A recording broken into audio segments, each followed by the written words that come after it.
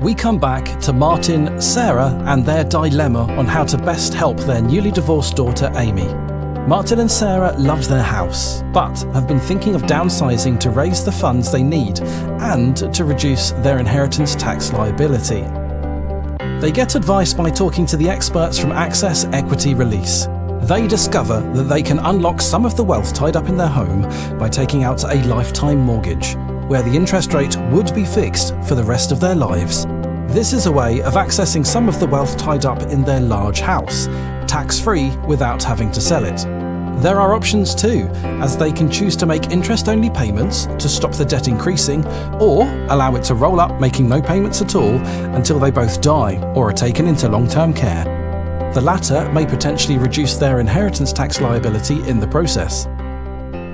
Now they've secured the funds, it is important to find out how best to help Amy without seeing another son-in-law potentially seizing some of it.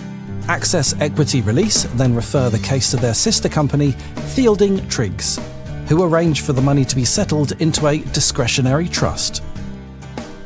Martin and Sarah are settlors and also the trustees. Amy is the beneficiary. To avoid complication, Amy borrows the money from the trust and uses the money to buy property. The loan is interest-free.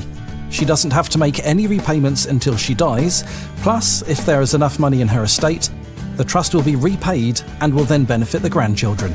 If there isn't enough money to repay the debt, it will be written off as she was the beneficiary anyway. 7 years after the trust is created, Martin and Sarah's estate shrinks by the amount settled, which could mean a substantial saving in inheritance tax. If Amy meets someone and gets married, Amy will hopefully enjoy a long, happy life with them and raise the children. If she's unlucky a second time though, and divorce rears its head once more, the money she borrowed from the trust cannot be counted as part of her wealth.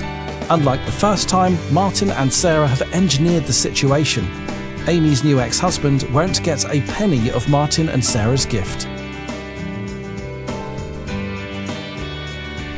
Here at Access Equity Release, along with our sister companies, we see many different situations and find many different solutions to ensure that families just like Martin, Sarah and Amy are protected.